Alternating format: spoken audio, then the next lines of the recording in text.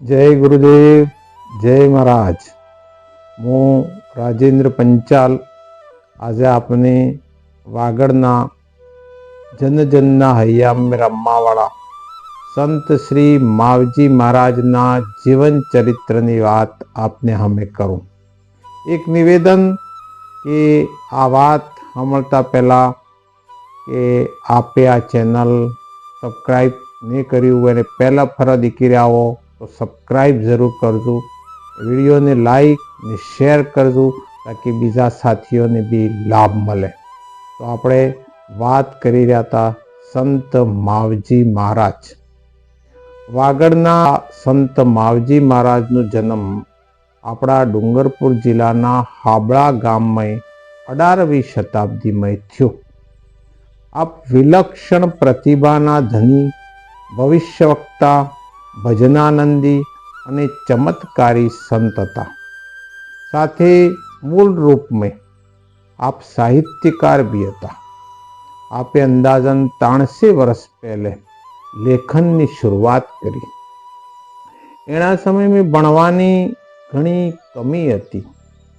પૂરા વાગડ અંચલમાં વન ને બીહડ જંગલ એક પ્રકારનો પશુ પક્ષી રહેતો હતો ને આ ડુંગરનું વન એટલું ઘણું હતું કે અહીં થકી આણા રાજ્ય થકી બીજા રાજ્યમાં જાવો એટલે ઘણું કાઠું કામ હતું.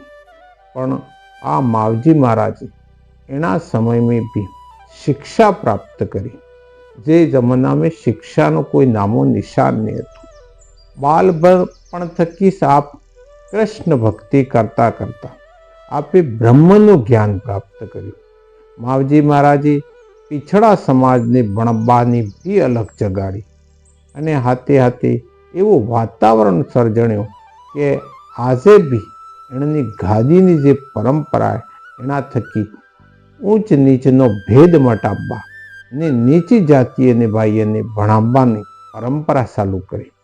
વિદ્વાનોના કહેના હિસાબે એનો કાલ જે 1771 થકી 1801 માનવામાં આવે, એટલે કે ઈસવી સંવતના મુજબ 1715 થકી 1744 માવજી મહારાજનો સમય ગણાય. એટલે આ ઘણો ટૂંકો આયુષ્ય. માવજી મહારાજ માત્ર 30 વર્ષની આયુ સુધી આપણે બેસી રહ્યા. આ એક આકાશનો એવો નક્ષત્ર હતો જે અમારો ભાગ્યનો ઉદય કરવા બદલે પૃથ્વી માતે અવતરિત થયો. એટલે આપને સ્વયં ભગવાન કૃષ્ણનો અવતાર બી માને જાય.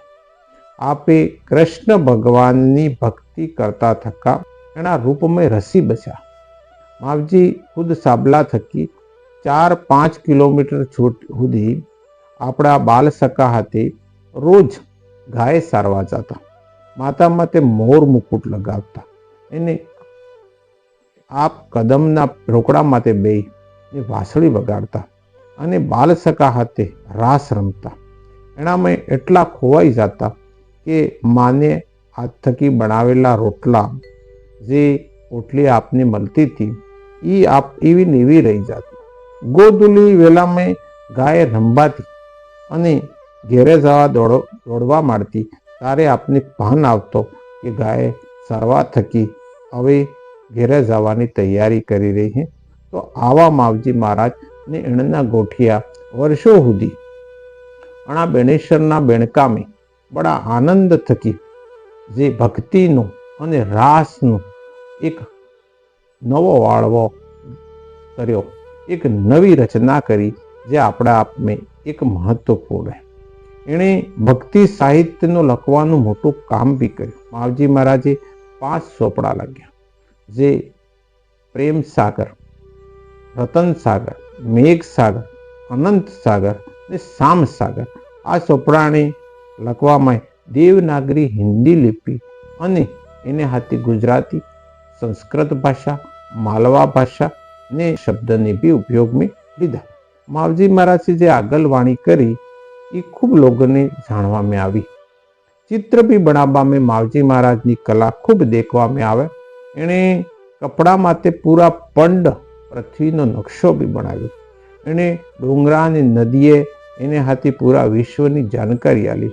એણે ગુજરાત, માલવા અને મેવાડના ક્ષેત્રોમાં અલગ અલગ જગામાંથી જાય ને લોકોમાં ભક્તિ અને જ્ઞાનનો ખૂબ પ્રચાર પ્રસાર કર્યો.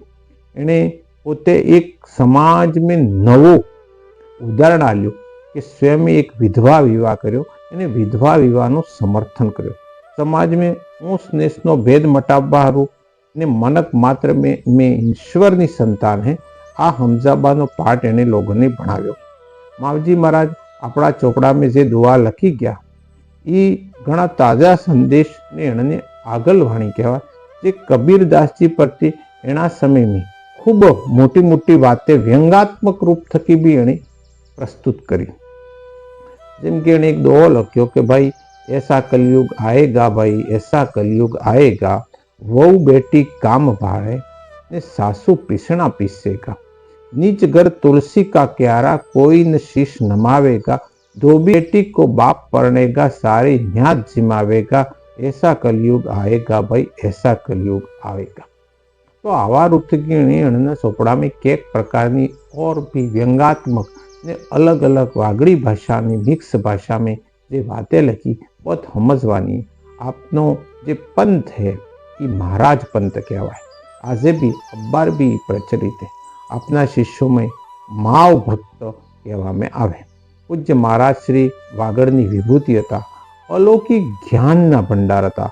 મોટા વ્યક્તિત્વના ધણી હતા. એને સાહિત્યકાર, સંગીતકાર, ચિત્રકાર, દાર્શનિક, જ્યોતિષ, કવિ અને ત્રિકાલજ્ઞ હતા. આવા સંત માવજીની વાણી અને એણે જે લખેલા ચોપડા જેને મેં બહુ સારું જ્ઞાન ભરેલું હોય, જે સમય સમય માટે હું પ્રસ્તુત કરવાનો પ્રયાસ કरूँगा. આજે આ મારી વાત છે તમે બતાડીને માવજી મહારાજ અમારા વાગડના પ્રત્યેક વ્યક્તિના હૈયામાં બસવાવાળા એક એવા સંત છે જેમના કેક ચમત્કાર, કેક વાતે જેને સાંભળીને આપણને આનંદ આવેગા. आगे भी आपने बताता रहूँगा. जय महाराज.